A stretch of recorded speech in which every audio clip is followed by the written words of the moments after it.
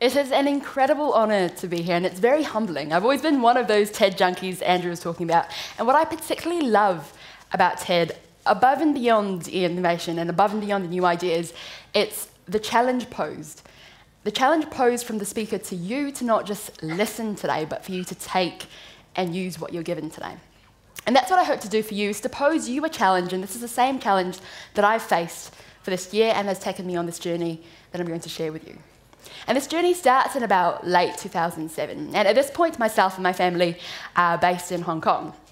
And for those of you who haven't been to Hong Kong, do go. It's a brilliant city, it's thriving, it's energetic, but it's one of those places where you get about 3 days of blue sky a year, our only local produce is MSG, so it's not the healthiest place to grow up as a kid. So our family decided to move to this place called New Zealand in 2008.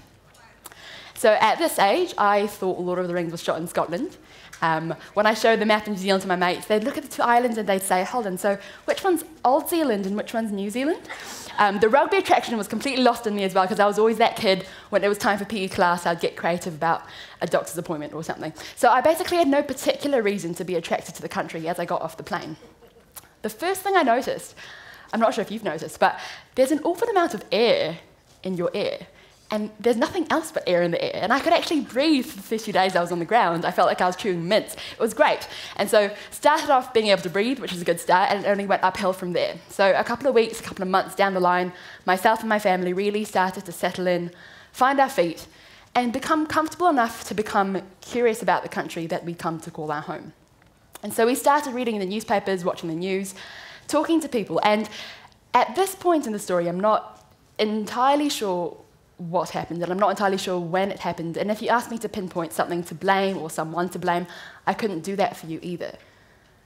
But I do know that I started to notice on the 6 o'clock news that the Mad would never ever fail to mention the ethnicity of the criminal we were talking about. And I started to notice that amongst my group of friends, I happened to be one of the only non-Māori and non-PI. And I didn't notice that at the start. Myself and my family have a very intimate, very serious relationship with food, and it's one of our core values, and so these guys appreciated food as much as I did, so we connected on that level, but it turns out it wasn't actually natural for a new Asian kid to come in and befriend the only brown group in my entire Decile 10 school. I started to notice that when we talked about debating topics at school, we talk about like welfare, social inequity, and everyone except me seemed to get that obviously you talk about South Auckland versus everyone else, you talk about Māori and PI versus everyone else. And I was intrigued, I was fascinated by these lines that I kept tripping over that defined the society. And I felt like a sponge for a couple of months. I was just listening, absorbing, and learning about it. And as much as I'd like to say that I was strong enough to resist that, as much as I'd like to say that I was mindful enough to think, hang on, maybe I should actually try to find out for myself, I very much wasn't. I let these learnings build walls in my mind, and these walls told me I should be terrified of South Auckland. These walls told me I should probably rethink who I was friends with and who their families were.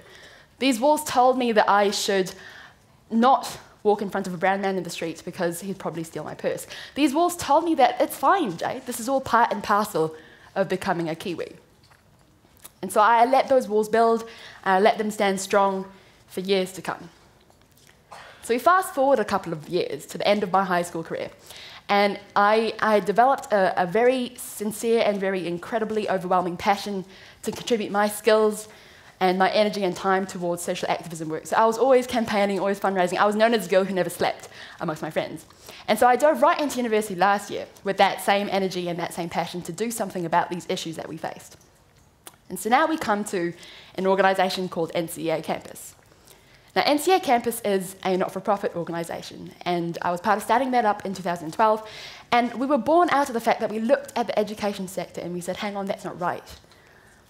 Because in an education sector, the only determining factors that should face a student in defining how well they do in their studies should be their own intellect and how much hard work they want to put into it. But we know that that's not the case in New Zealand. It's a supposedly even playing field, but with multitudes of potholes, and when people fall down those potholes, they don't have the same access to opportunities and tools to get themselves ahead and get themselves to where they can be. And so we as an organisation look at that and we want to fill those potholes. So what we do is we recruit first and second year uni students. Now these are typically students who have done extraordinarily well in NCEA when they're at high school. And they're really passionate and competent about passing that back on. So we train them up as our tutors and then we put them into classrooms with about 5 to 6 students. And they're together as a class for 2 solid days of intensive revision for the NCEA external exams. And so it's a confidence booster, but it's also very much a way to get the grades up for these students. And so we piloted in 2012, and in that year, we ran 3 entire sets of courses. We recruited about 50 of the best high school graduates from that particular year group, and we catered to about 700 students that year. So we came to the end of that year, and everyone was patting us on the back, telling us what a grand job we'd done in that first year of operation. Those were pretty immense numbers. But I couldn't quite shake the feeling come the end of the year that despite all of that, we'd significantly failed. The reason being that of those 700 students, with rare exception, they were typically students who came from schools, families where opportunities are ample. They were typically students who came from backgrounds where they can afford personal tutoring, can afford extra textbooks, and this was another tool in their repertoire of tools that they can draw on to get themselves ahead. These are typically students from relatively high decile backgrounds where they're only expected to focus on education at that age. And don't get me wrong, these students have just as an acute need to pass their exams and just as an acute right to access our services. But in that first year when we can't possibly have reached out to every single person who deserved the right to our courses, who I wanted to come to our courses, where the heart of the charity really lies is with those students who we would have been the only option. Is with those students who don't know what opportunities look like. Is with those students who constantly have national stats tell them that they are predisposed to do worse than the entirety of the rest of the nation simply because of the decile of their school or the income level of their family. I wanted those students to come to our courses, and I wanted to prove them wrong. But they didn't come. Of those 700 odd, we didn't get a single one of them, and I had no idea why. So in 2013, myself and my team were determined to figure out how to change that. So we went into the scoping process, and I brought with me 2 key assumptions, and these are assumptions that I learned to assume based on what I found out about this country when I got here. So the first assumption was that the principals and the teachers at these schools would be of lesser quality, that they would be so sick and tired of another NGO telling them that they weren't doing it well enough, telling them that they are leading a failing school into the ground. The second assumption I brought with me was that the students at these schools would be fundamentally more disengaged with their education. They just had so many other things to worry about that they didn't particularly care about studying, they didn't particularly care about doing well in their exams. So I brought these with me as I went to talk to these principals of our Decile 1 and Decile 2 schools. What I found in these conversations was something entirely different. What I found were some of the most exemplary leaders in education I've ever seen. They were so passionate, these principals that I was talking to. They were so determined to go completely out of their way to bring these opportunities to their students. They had the same leadership and the same skill set to drive their schools to become on par with our best private schools. So I knew at that point that my first assumption was complete bollocks, it just didn't stand.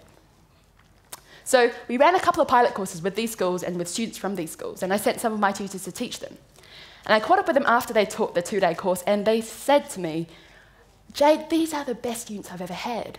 They are so diligent and so determined, and they're so freaking passionate about physics, despite facing barriers like missing entire terms of school to support their family, despite facing barriers like sharing their study space with 7 siblings, 5 nephews and 2 cousins, despite facing barriers like spending their study break not studying but working a part-time job to support their family, despite carrying that on the shoulders of a 16, 17, 18-year-old.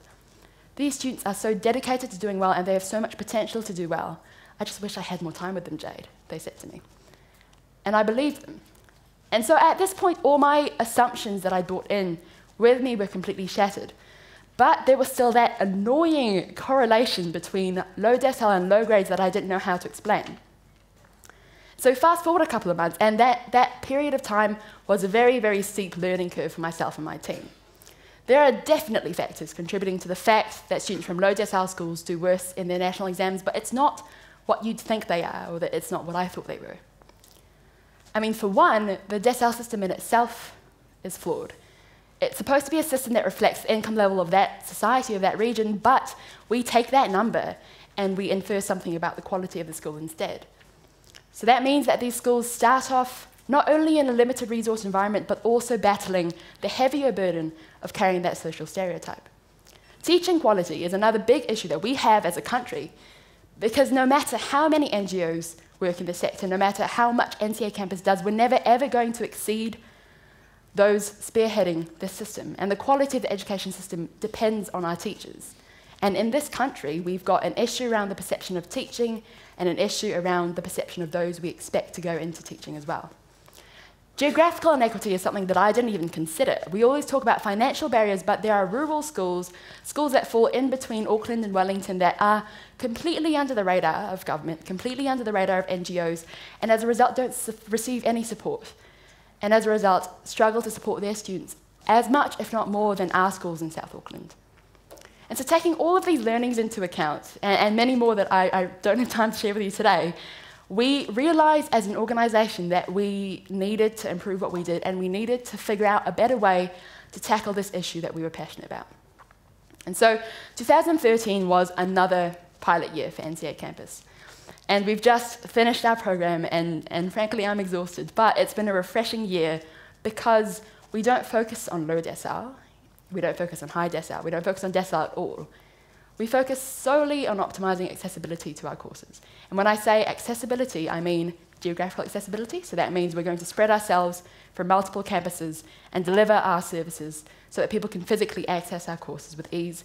And it also means financial accessibility, so driving our courses, the price of our courses right down so that no one ever has to reach too deep into their pockets to access our services. We're also looking at adding an online component, which means that people are going to be able to access it from outside of Auckland as well.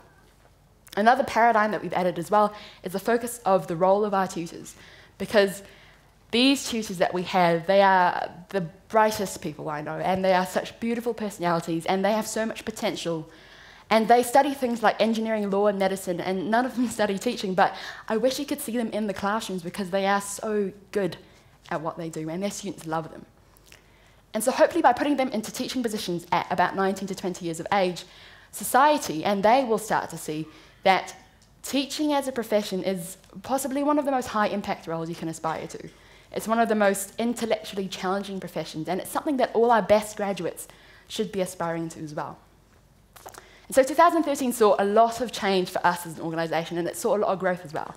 So we now run, instead of running from one campus, we run from 5, and we expanded our tutor team from 50 to 180, and this year alone we've catered to over 2,500 students. But what's particular to note about the 2,500 is that they're not mostly low decile, they're not mostly high decile. We've got decile 1 and decile 10 and everything in between as well. And so in reflecting on how we've changed and how we've developed as an organisation, I realised that if we'd stuck to what I thought I knew about the sector, we wouldn't be doing what we do now as well as we are. And we wouldn't be able to have the mindset of constantly improving what we do, because we haven't got it right yet, but we will in the future. And so if you're going to take anything away from today, it's this particular challenge.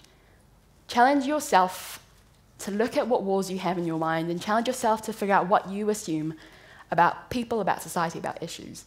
Because I know it's easy to assume that people on welfare want to be on welfare. I know it's easy to assume that politicians are always to blame. I know it's easy to assume that Asian people suck at driving. But, and that's probably true actually, but I particularly know it's particularly easy to assume that you're not assuming anything. But social change, like anything, should be treated like a science. I'm a bit of a science nerd, but a science, when we do science experiments, we always make a whole load of assumptions all over the show, but we always go back and rectify them. We always go back and validate them, and if they prove to be false, then we redesign our experiment, redesign our technology to make sure that our solution is moulded around what we know is true, not what we think is true. And social change is exactly the same. So please take the energy, take the time, take the courage to look at your walls and tear them down, because I bet you'll come out of that a better individual, a more effective change maker, a more effective member of society, and we can apply flexible thinking to make flexible solutions around flexible social issues. Thanks.